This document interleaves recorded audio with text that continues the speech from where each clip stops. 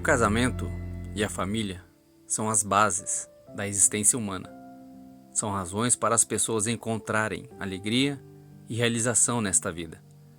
São algo de profundo valor, pelos quais vale a pena lutar. O casamento sempre foi um dos alicerces da cultura dos hebreus e seus ensinamentos foram passados e chegaram até nós. O primeiro mandamento da Torá diz que um homem e uma mulher devem casar-se e constituir família, para crescer e multiplicar-se. Todos os seres humanos anseiam por amor, querem amar e ser amados, e buscam encontrar sua cara metade e viver o felizes para sempre. Contudo, vivemos em uma época na qual muitos casamentos não dão certo, na qual os índices de divórcio são muito altos e na qual muitas pessoas continuam casadas, mesmo sem serem felizes. Na tradição dos hebreus, quando um casal judeu se casa, recebe 7 bênçãos, as Sheva Berahot. Uma destas é que sua união seja Binyan Adei Ad, uma construção eterna. Como pode um casamento ser eterno? Afinal de contas, o ser humano é muito volátil, não é? Além disso, como assegurar que a felicidade esteja presente na vida de um casal, quando sabemos que a felicidade é aquilo que buscamos para nós mesmos e não para os outros? Seria então uma união feliz algo realista? O simples fato das pessoas fazerem esse tipo de pergunta já denota a falta de fé no futuro de uma união. As pessoas não deveriam perguntar se, mas como. A pergunta não deveria ser se o casamento será feliz, mas como fazer o casamento dar certo e ser uma união feliz. Quando algo é verdadeiramente importante para nós, não consideramos possibilidades de fracasso, nem que a batalha está perdida. Quando algo é verdadeiramente significativo para nós, encontramos os meios para garantir que dê certo. Você desistiria do seu filho por alguma coisa? Desistiria da vida eterna por qualquer coisa? É evidente que todos nós, em algum momento, temos dúvidas. Casamos com a pessoa certa? Como será a nossa vida? A resposta a muitas perguntas deste tipo deveriam ser: podemos e havemos de vencer todo e qualquer obstáculo. O ceticismo e os sentimentos de insegurança derivam de uma inclinação para o mal que reside dentro de todos nós e que deseja nos derrotar e dissuadir de fazer as escolhas certas na vida, as boas escolhas, gerarmos bons frutos. O primeiro passo para se ter um casamento feliz e eterno, portanto, é não lhe dar ouvidos. Não lhe dê ouvidos. Não dar ouvidos à inclinação maligna que existe dentro de nós mesmos.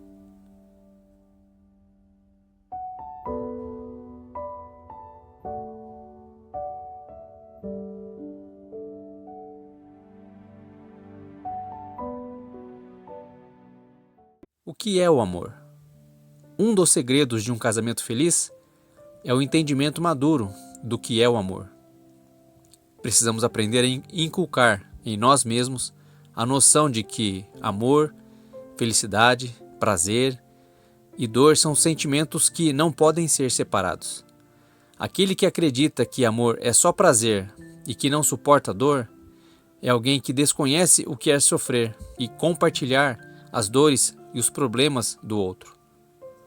Poucas são as coisas verdadeiramente valiosas na vida, que são obtidas sem esforço, sacrifício ou até mesmo sofrimento. Em muitos casos, alcança-se a felicidade e a alegria através da dor, do sofrimento. Por exemplo, a mulher aguenta um desconforto e dor ao dar à luz, e após o nascimento da criança, os pais se empenham para dar o melhor a seu filho. Eles compartilham as alegrias da criança, mas também sentem as suas dores. O mesmo deveria valer no relacionamento entre o casal. Eles deveriam se amar e compartilhar os momentos de alegria e dor do outro, como fazem com seus filhos. Pais saudáveis nunca magoam propositalmente seus filhos. O mesmo é válido para casais saudáveis. A alegria de um deve ser a alegria do outro, e o sofrimento de um deve ser o sofrimento do outro. Conta-se a história de um homem que levou sua mulher ao médico, pois ela sentia dores nas pernas. Ao ver o médico, ele disse: "Doutor, estamos com dor nas pernas." Para aquele homem, a mulher e ele constituíam uma só pessoa. Assim, ambos tinham dores nas pernas. Mas um casamento feliz, obviamente, não é definido somente por dores compartilhadas, mas por alegrias compartilhadas. A rainha Esther relata que após terem triunfado sobre Hamã, os judeus vivenciaram luz, felicidade, júbilo e glória. Luz e felicidade são dois conceitos entrelaçados que são primordiais para o que buscamos no casamento. De modo simplista, a luz e a felicidade são a forma de se atingir uma união duradoura. Pois o que é a luz? Ao entrar em um quarto escuro e acender a luz, o quarto nos parece totalmente diferente. No entanto, a luz não mudou os objetos que lá estavam. A diferença entre um local com e sem luz é que quando há luz, podemos apreciar a beleza, mas também ver os perigos. Sabemos por onde andar e onde não devemos ir. A luz nos fala da direção do Espírito Santo no casamento, que conduz todas as coisas. Mostra as verdades do Pai, que trazem alegria ou sacrifício, e como andar nelas. E por que a felicidade é comparada à luz? Por que Esther justapõe os dois conceitos? Porque de modo similar à luz, o júbilo, a alegria, nos ajudam a ver as coisas como elas devem ser vistas. A verdadeira alegria é enxergar com os olhos do coração, da verdade. Quando alguém enxerga alegria, consegue encontrar razões infinitas para ser feliz. Mas quem vive sem alegria é alguém que vive no escuro, sem ver nada e ninguém. O maior milagre poderia descortinar-se diante de seus olhos e a pessoa não o perceberia. Um dos segredos de um casamento bem-sucedido é a felicidade, a capacidade de enxergar com o coração, de apreciar o outro e as muitas bênçãos que a vida nos proporciona. Olhar sempre o outro com um olhar positivo e não negativo. Se tiver que reclamar, que seja de você mesmo.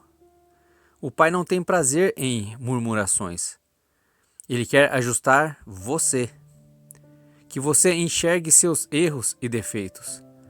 E o casamento, quando bem alicerçado, serve justamente para isso, te fazer evoluir.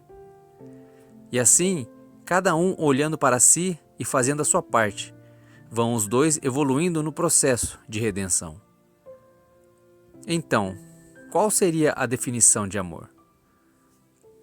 Filósofos, escritores, poetas, muitos tentam defini-lo.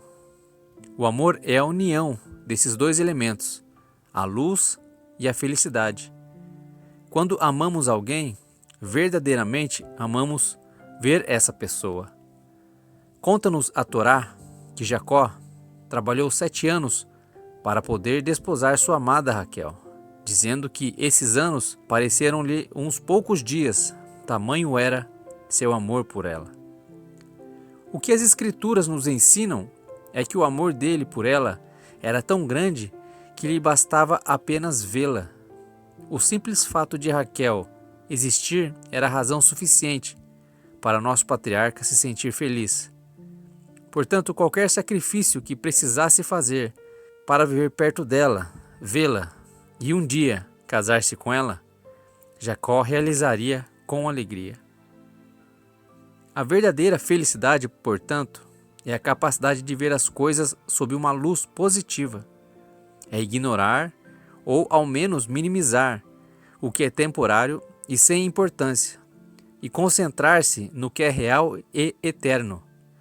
Em um casamento, um casal não se deve fixar no que é transitório e que com o tempo deixará de existir ou será transformado, mas sim naquilo que perdurará, os valores do companheirismo e amor sincero, a construção de uma família, a constituição das gerações futuras. Com certeza, há aqueles que enganam a si próprios, acreditando ser mais fácil viver sozinho. Quem vive só não precisa dar do seu tempo para o outro, incomodar-se com ele e nem aguentar seus problemas. Não precisa se doar. Mas a vida familiar nos ensina realmente isso, a doação, a entrega. Assim como o casamento, os filhos também vêm para nos ensinar isso. Viver só também significa viver uma vida despida daquilo que mais valorizamos e buscamos na nossa caminhada aqui na Terra. Amor, companheirismo verdadeiro, felicidade e intimidade. Aquele que se casa, mas pensa apenas em si próprio, não pode ter um casamento feliz, pois o casamento representa compromisso, um compromisso com a vida, com o passado, presente e com o futuro, do cônjuge e da família. Para que um casamento funcione, marido e mulher precisam querer dar de si ao outro e abrir mão das coisas em benefício do outro. Se um dos cônjuges dá e se sacrifica, e o outro apenas recebe sem dar algo em troca, a união não perdurará. E ainda que perdure, não será feliz, e nem uma verdadeira parceria. Hoje, os casais se divorciam pelas razões mais triviais possíveis.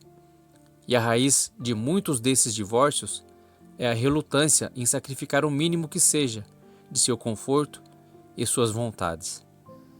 O lema dessas pessoas é que na vida o mais importante é ser feliz, agora e sempre. E se alguém, mesmo o nosso cônjuge, fizer nossa vida um pouco menos feliz, é melhor então desmanchar o casamento. Um grande engano ensinado por Satanás, que não cumpre as leis do Criador, e ensina a humanidade a não cumprir também. Isso está inclusive muito presente no meio dos cristãos. A maioria dos países considerados cristãos, como o Brasil, tem as taxas mais altas de divórcio, assim como altas taxas de traições, promiscuidade e acesso a por-no-grafia. Quantos cristãos conhecemos que já se separaram? Que já se casaram mais de uma vez? Isso não é normal, vai contra as leis do Eterno. Assim como a promiscuidade e acesso a sites por-no-gráficos, tão maléficos aos casamentos e tão comuns no meio cristão, isso realmente não é normal, irmãos. Se é normal para o mundo, não deve ser normal para os santos. Na verdade, é justo dizer que hoje, poucos são os que estão dispostos a fazer o menor sacrifício que seja, isto é, mudar um pouco a sua vida para acomodar o outro. Todos estão em busca de sua própria felicidade. Mas o que é a verdadeira felicidade? Não é um objeto que se pode encontrar na rua ou comprar em uma loja.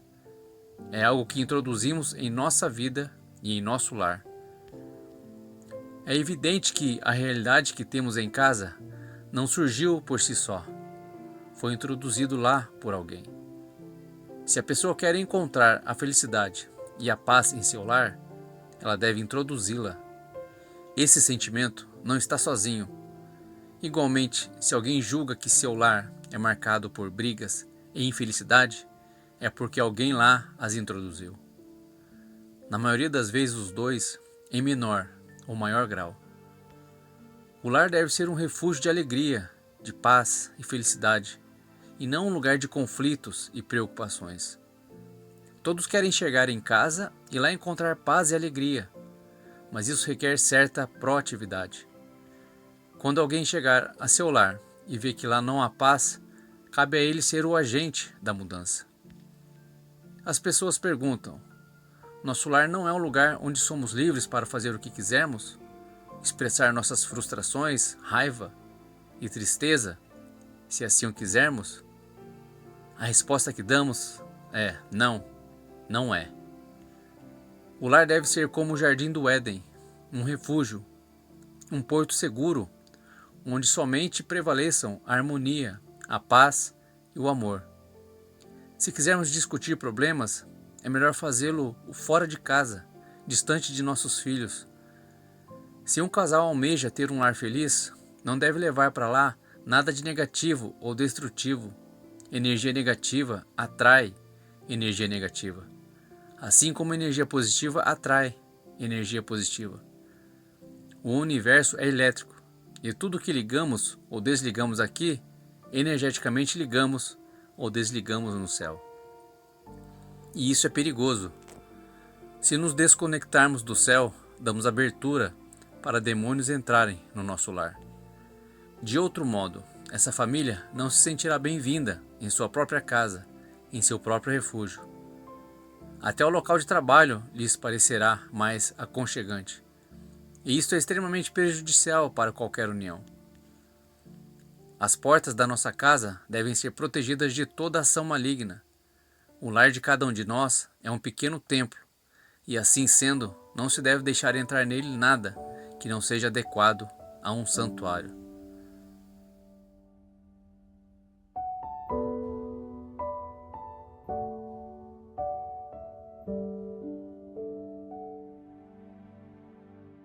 A definição judaica para casamento e amor.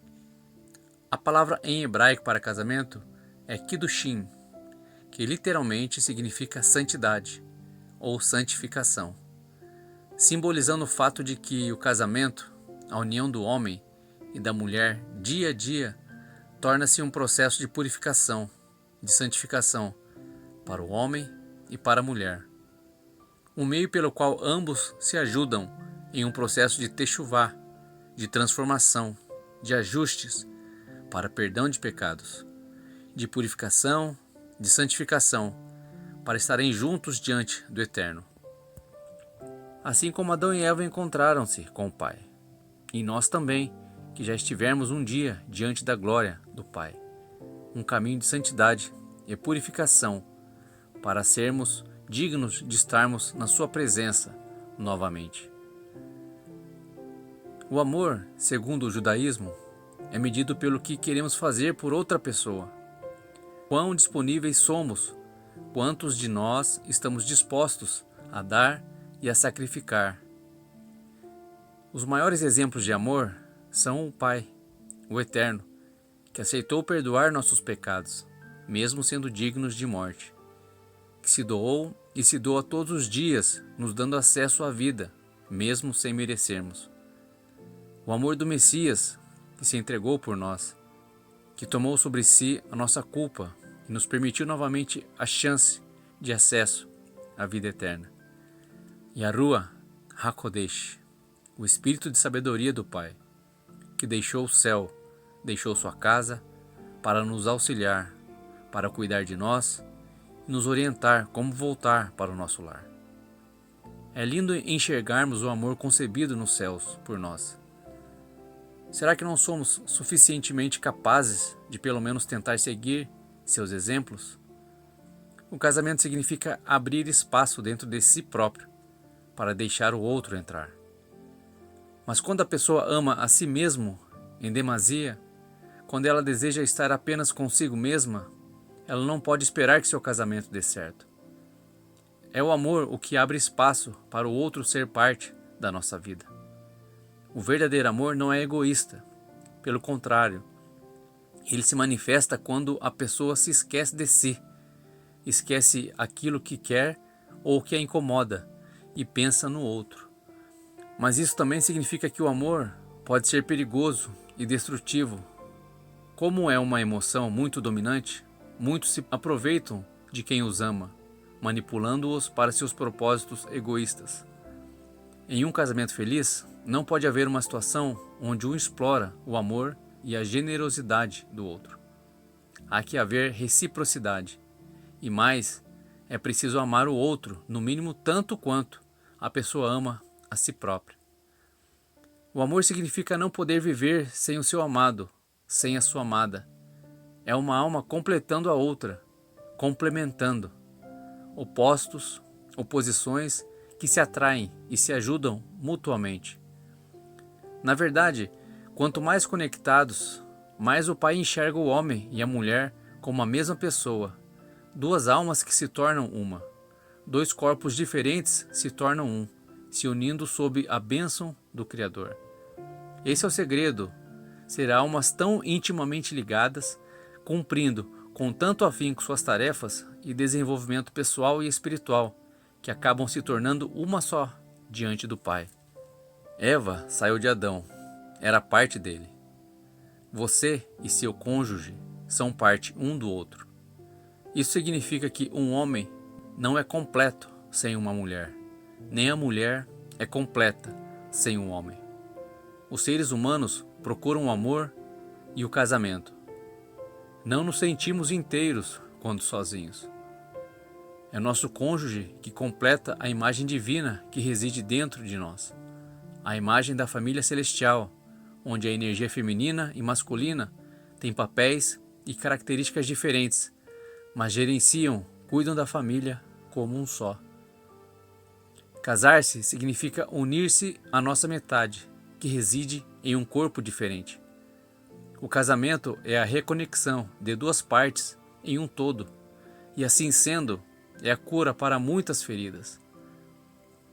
Em hebraico, a palavra para o homem é ish, que contém a letra yud, e a palavra mulher, isha, contém a palavra rei. Ambos formam um dos nomes de Deus, que é igual a YH. Isto nos ensina que quando um homem e uma mulher vivem juntos, com amor e harmonia e respeito, Deus habita em seu meio.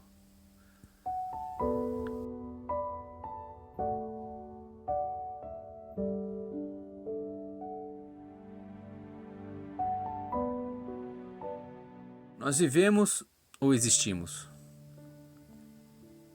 Nós, enquanto adultos, podemos escolher como levar a nossa vida. Há um versículo no 5º livro da Torá, em que Deus nos diz que Ele está colocando dois caminhos diante de nós, a vida e a morte, o oposto da vida, e Ele nos ordena escolher a vida. E aí você pode perguntar, que tipo de escolha é essa? Quem optaria pelo oposto da vida, pela morte? Mas a realidade é que, de fato, muitas pessoas optam por não viver, escolhem simplesmente existir e vão levando a vida sem fazer escolhas assertivas. Isso em todas as áreas da vida e principalmente na vida cotidiana, familiar e conjugal. São mornos e preferem empurrar com a barriga decisões e o empenhar-se. Jogam para frente para não gastar energia no que precisa escolher, decidir e resolver. A cultura hebraica diz que aquele que é mau, mesmo enquanto ainda está na terra, é chamado de morto, ao passo que o justo, mesmo após deixar este mundo, é chamado de vivo. A verdadeira vida na terra não é medida por quanto tempo passamos aqui, mas pelas escolhas que fazemos aqui. Um justo deixa um impacto incomensurável e eterno, mesmo depois de não estar mais na terra. Gera bons frutos que são colhidos pelo Pai para a eternidade. Aqueles que optam pela vida são aqueles que infundem energia positiva nos demais. Aqueles que optam pela morte são aqueles que sugam a energia dos outros. Eles não impactam as pessoas de forma positiva, não geram energia positiva. Vivem apenas para si mesmos, geralmente levando uma vida egoísta e arrogante, e se tornam um peso para quem os cerca. Eles não compartilham nada com ninguém, e como só se preocupam consigo mesmos, ninguém mais lhes importa, a menos que possam levar alguma vantagem. São muitos os que vivem assim, mas na realidade não estão realmente vivendo, eles apenas existem. Um exemplo desse caráter é o próprio Satanás, os anjos caídos e a sua semente. Não querem se doar, só querem receber, sugar energia. São egoístas, arrogantes.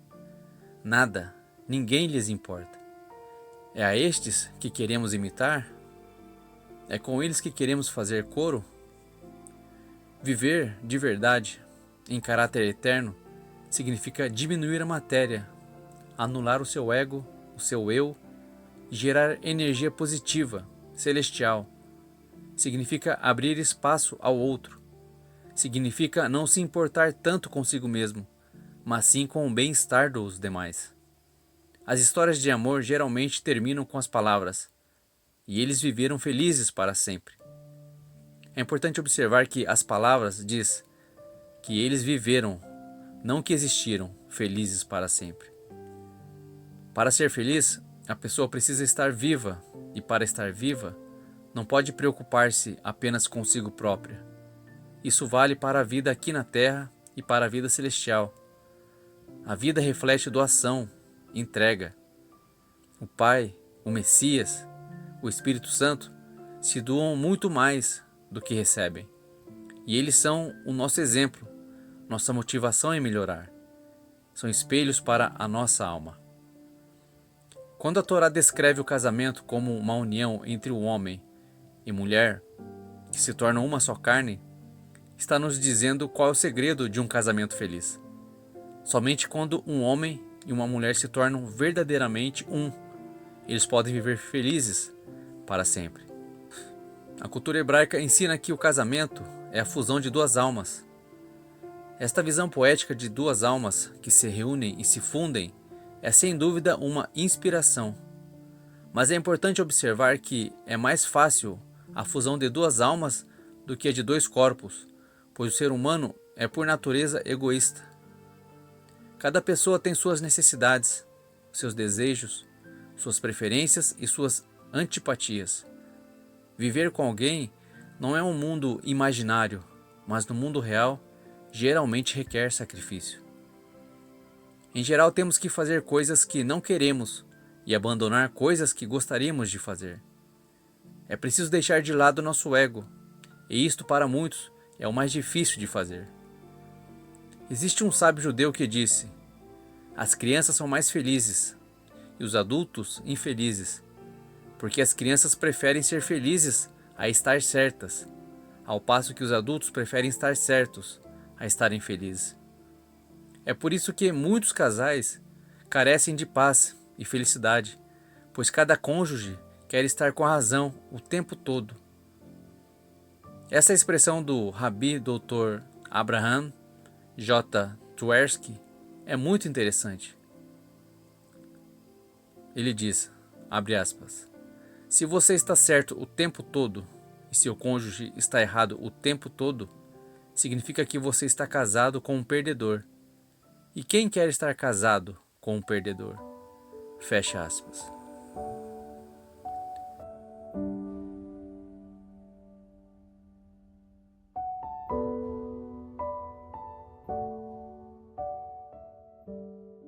Intimidade e limites. Como viver realmente feliz? Quando construímos uma vida atraente, todos nós queremos participar dela.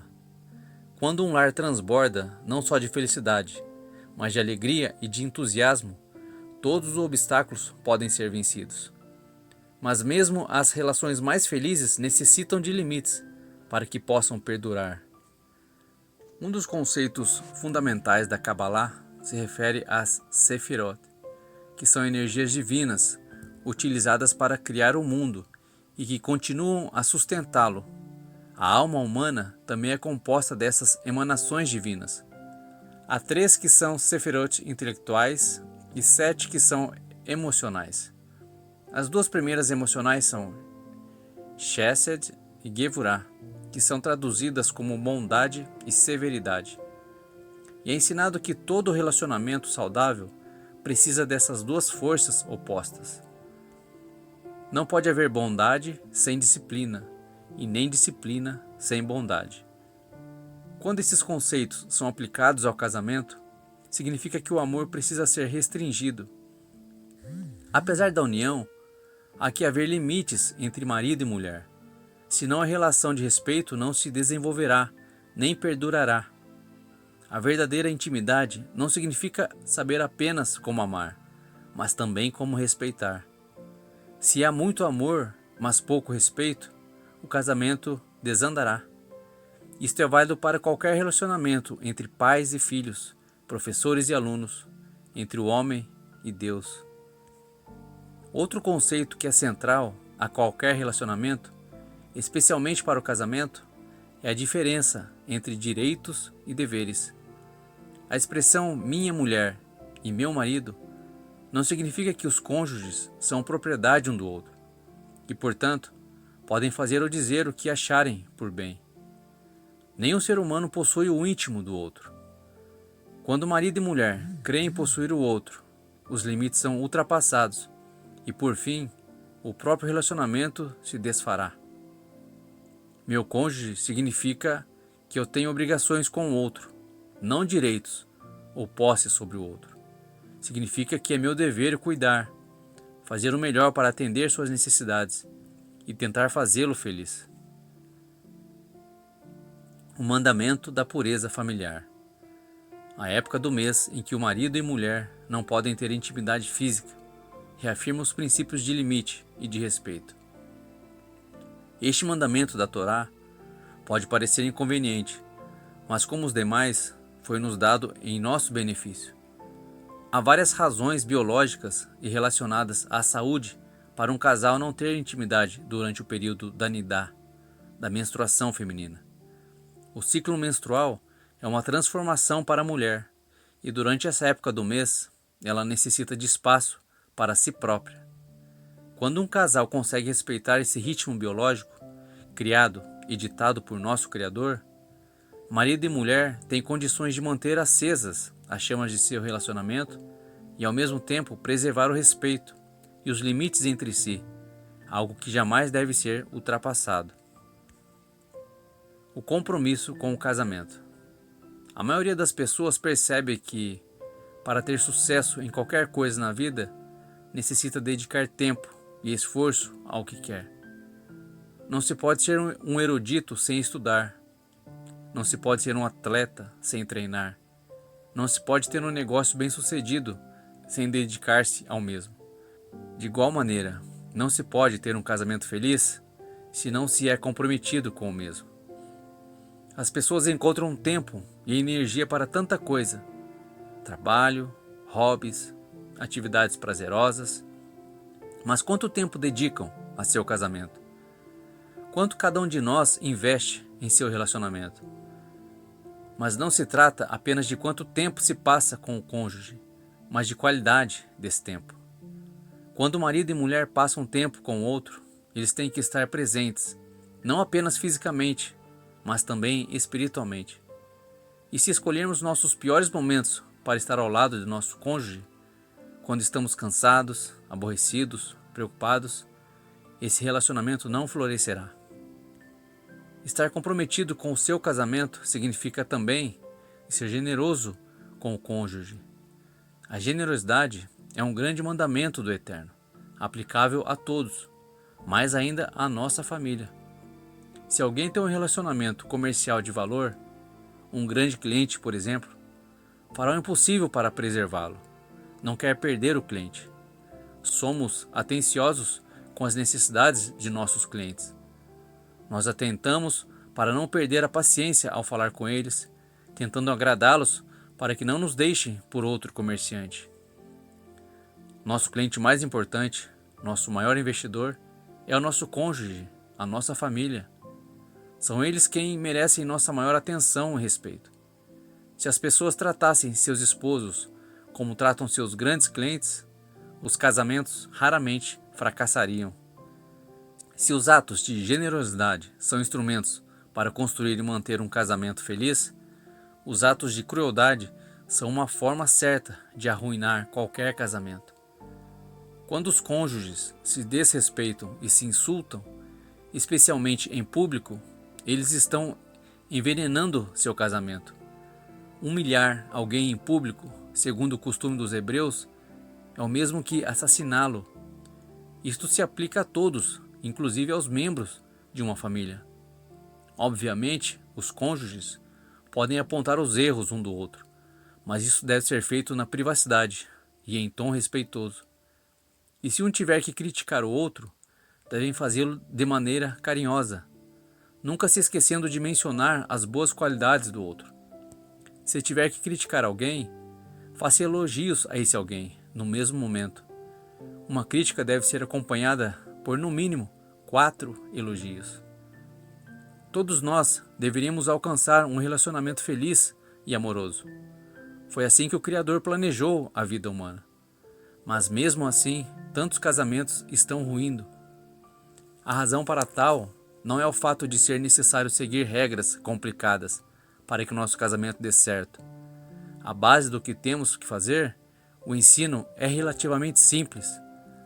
Sabemos o que promove e o que arruina um relacionamento. O problema é nos empenharmos em fazer o casamento funcionar. O problema está em nós mesmos, em não lutar para alcançar o que o Criador planejou para nós. Não seguir as suas leis, que são a vida e felicidade para os que as cumprem. O casamento é, acima de tudo, um compromisso entre duas pessoas. E é a paixão, o empenho por esse compromisso, o que leva a uma vida feliz para sempre. O relacionamento entre marido e mulher simboliza o relacionamento do homem com Deus. Se o casamento se baseia em compromisso, amor e respeito, certamente levará à verdadeira alegria e felicidade entre os esposos. E quando o casal é forte, a família é fortalecida. Quando as famílias são fortalecidas, o mundo também o é. São luz em meio às trevas. Que sejamos essa luz, não apenas nós, mas nosso casamento, nossos filhos, nossa casa, o nosso lar. Que sejamos luz em meio a este mundo que a cada dia mais se escurece. Que sejamos menos egoístas e possamos encontrar no outro, nos desafios do casamento e da família, a forma, o modelo para sermos pessoas melhores diante do nosso Criador, para um dia alcançarmos a estatura de varão perfeito. Oramos e esperamos o dia em que o amor e a luz, a vida, a alegria e a satisfação se tornem a realidade de todos os santos. Que nos aprimoremos e nos deixemos ser moldados para estarmos logo com a nossa posteridade, com a nossa família, no reino de paz, de amor e felicidade que o Pai tem preparado para todos os que o temem e os que buscam agradá-lo em todos os seus caminhos. Shalom, meus irmãos.